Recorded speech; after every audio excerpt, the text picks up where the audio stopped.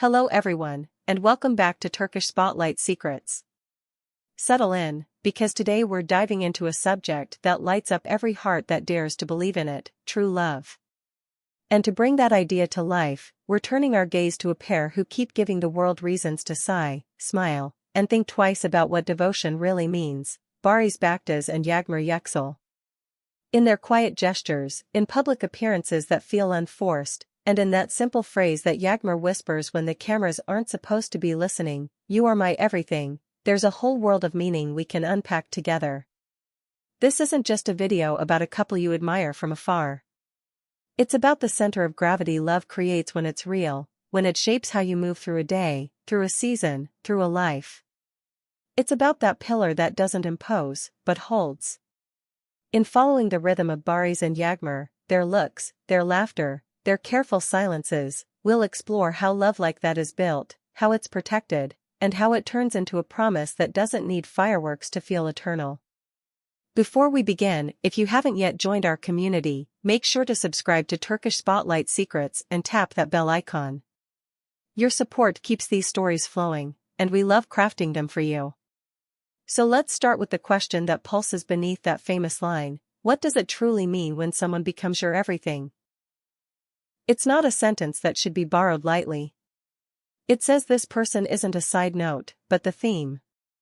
Their presence doesn't simply decorate your life, it anchors it. Their voice changes your inner weather.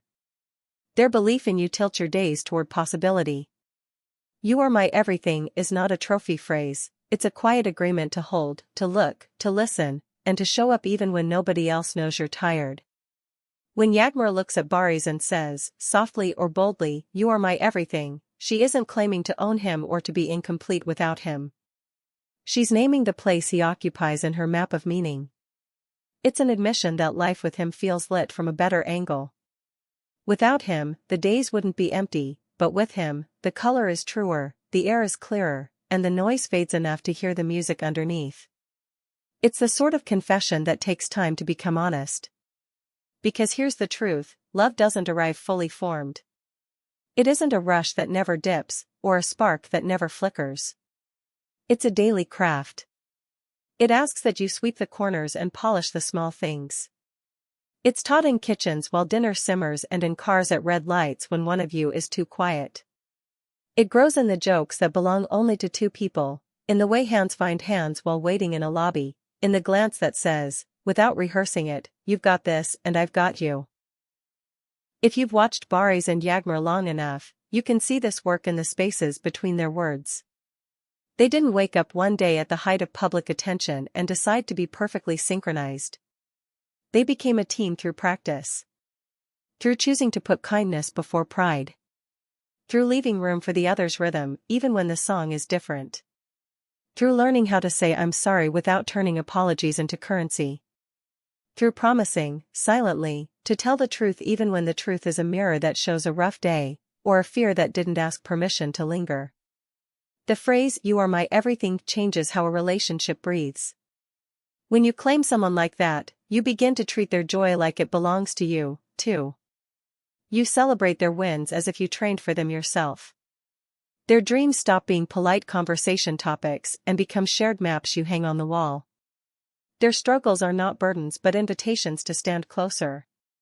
For Barış and Yağmur, that has meant learning when to speak and when to stand guard, when to push and when to protect. It's meant deciding to sacrifice without tallying points, to forgive more quickly than your pride wants, to respect the person sitting across from you as fiercely as you admire the persona the world applauds. But there's a balance here that they model well. Being someone's everything isn't about erasing yourself. It's about becoming the truest version of who you already are, and letting that truth enrich what you share. Barış keeps his calm, grounded presence, he doesn't trade it for noise. Yağmur keeps her bright discipline and her instinct for grace, she doesn't dim it to seem small. They aren't mirrors that copy, they are mirrors that reveal. Together, they turn ambition into partnership rather than competition, and individuality into fuel rather than friction. Admiration is the engine behind a statement like "You are my everything." It's hard to say those words without seeing in the other person a constellation you cannot ignore, strength that doesn't need to shout, patience that is tender without being naive, humor that diffuses storms, intelligence that learns and unlearns. For Yağmur, you can feel how she admires the steadiness that Barış carries, how his presence settles the air around her. For Barış, you can sense how he looks at her and sees courage stitched to kindness, how she is soft where it matters and steel where it's necessary. That level of admiration keeps love awake. It keeps curiosity alive and routine at bay. We also need to say what this love is not. It is not dependence that forbids breathing alone. It is not a script where either of them is lost without the other. When Yağmur says, "You are my everything," she is choosing, not clinging. When Barış hears it and answers in his own way, he is standing next to her, not stepping into her shadow.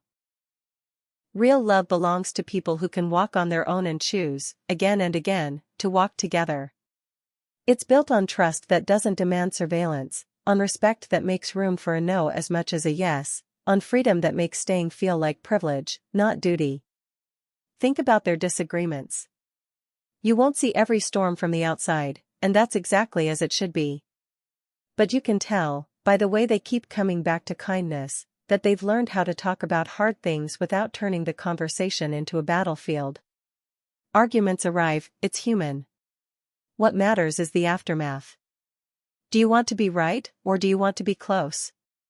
Couples who mean that vow, "You are my everything," learn to listen with patience, to argue without cruelty, to pause before throwing words that can't be reeled back. They make space for compromise, which is less about losing and more about both of you winning the relationship you said you wanted.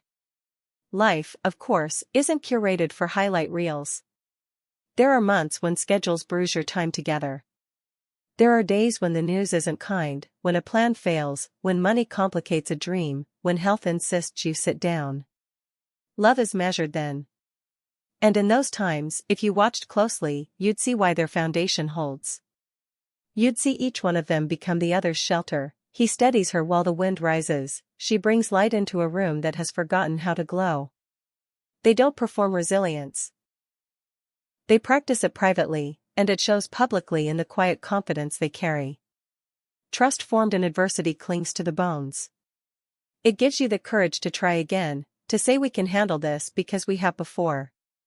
When Barış looks at Yağmur, there is a certainty there that doesn't need explaining.